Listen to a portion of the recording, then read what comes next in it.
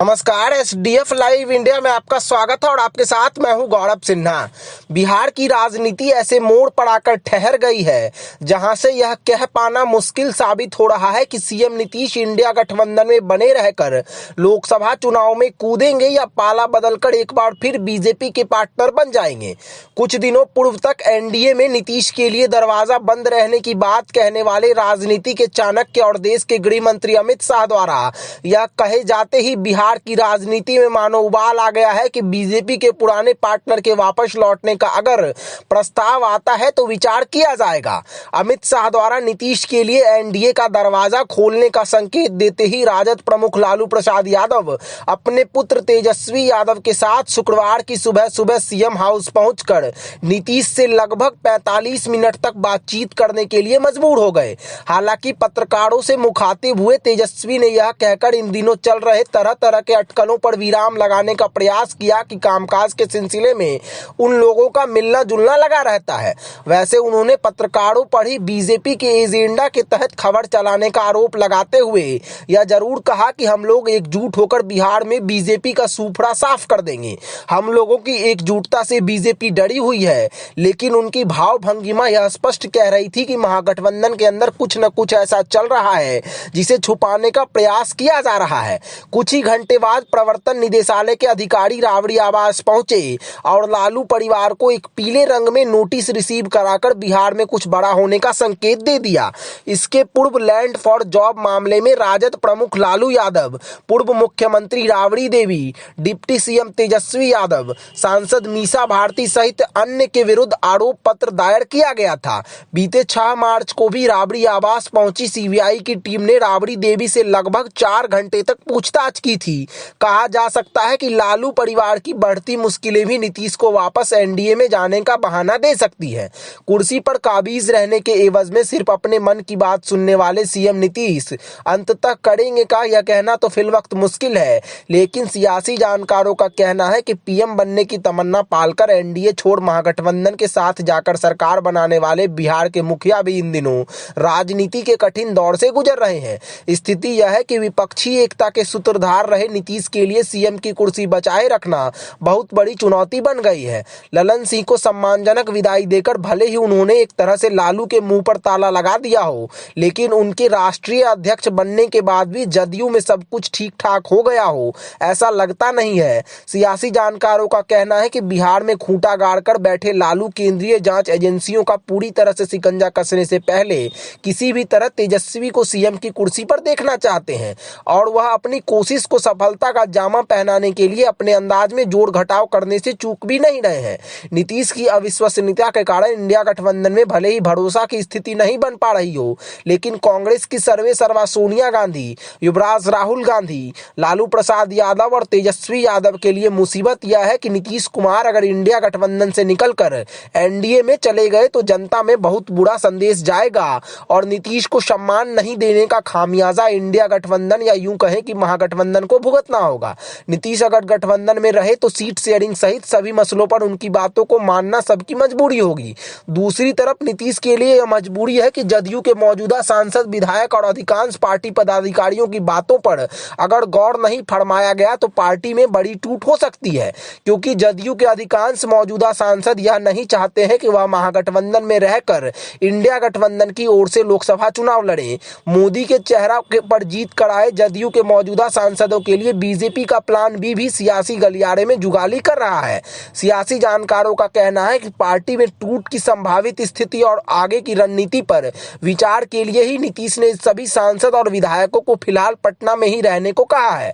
महागठबंधन के साथ सरकार बनाने के बाद से पूर्व कृषि मंत्री सुधाकर सिंह और राजद एमएलसी सुनील सिंह द्वारा रह रहकर दिए जा रहे जख्म का टीस नीतीश अगर भूल भी गए तो भाई वीरेंद्र द्वारा यह कहा जाना उन्हें नागवार लग रहा होगा कि लालू के ही आशीर्वाद से वह सीएम बने हैं, जबकि हकीकत तो यह है कि जदयू की बुनियाद ही राजद या यूं कहें कि लालू परिवार के विरोध पर खड़ी है। जंगल राज से मुक्ति दिलाने का वादा और दावा कर ही नीतीश सत्ता में आए थे।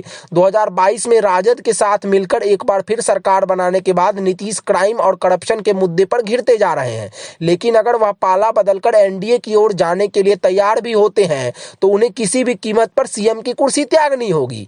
बात अलग है कि इसके एवज में बीजेपी उन्हें पीएम की कुर्सी छोड़कर वह सब कुछ देने को तैयार है जो उन्हें राष्ट्रीय फलक पर राजनीति करने के लिए चाहिए। सियासी जानकारों का कहना है कि नीतीश अगर कहीं का गवर्नर बनना नहीं चाहेंगे तो उन्हें एनडीए के संयोजक पद की जिम्मेदारी दी जा सकती है।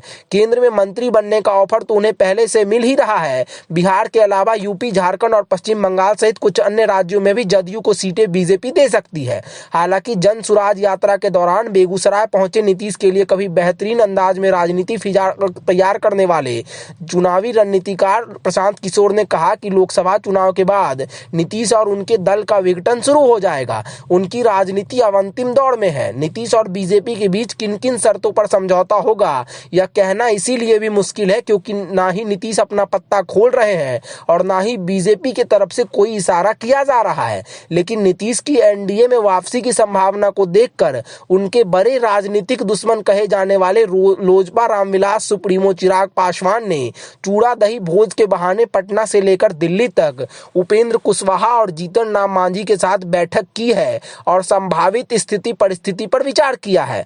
कहा तो यह भी जा रहा है कि सीएम की कुर्सी के साथ साथ चिराग पासवान और आरसीपी सिंह को लेकर भी बीजेपी और नीतीश के बीच बात फाइनल नहीं हो पा रही है। लेकिन हम के संरक्षक जीतन राम मांझी और उनके पुत्र संतोष मांझी ने कहा भी है कि नीतीश अगर एनडीए में आते हैं तो उन्हें कोई दिक्कत नहीं है। उपेंद्र कुशवाहा को तो नीतीश के एनडीए में जाने पर कोई ऐतराज नहीं है। नहीं चाहने के बाद भी नीतीश का स्वागत करना चिराग पासवान की मजबूरी होगी। वैसे नीतीश अगर एनडीए में जाते हैं तो चिराग पासवान, उपेंद्र कुशवाहा और बीजेपी को भी सीटों के मामले में समझौता करना होगा। महागठबंधन में 17 सीटों पर दावेदारी जता रहे नीतीश अगर पाला बदलकर एनडीए में जाते हैं तो उन्हें भी अपनी जिद छोड़नी होगी क्योंकि उन्हें विधानसभा चुनाव के लिए भी सीटों के सवाल पर सहमति बनानी है। नीतीश चाहते हैं कि लोकसभा चुनाव के साथ विधानसभा चुनाव भी इसीलिए हो क्योंकि उन्हें विधायकों की संख्या के हिसाब से तीसरे नंबर की पार्टी का मुखिया कहलाना पसंद नहीं है। यही कारण है कि शिक्षक नियुक्ति का श्रेय लेने की होड़ नीतीश और तेजस्वी के बीच मची हुई है। लोकसभा चुनाव से ठीक पहले आंगनबाड़ी सेविका, त्रिस्तरीय पंचायत प्रतिनिधियों सहित अन्य का मानदेय बढ़ाना, गरीब परिवारों को रोजगार के लिए 2-2 लाख रुपए देने की घोषणा करना और सभी विभागों में नियुक्ति का ढिंढोरा पीटना विधानसभा चुनाव की तैयारियों का हिस्सा बताया जा रहा है। नीतीश फिलहाल इसीलिए भी अपना पत्ता नहीं खोल रहे हैं क्योंकि उन्हें अपनी पार्टी का नफा नुकसान देखना है।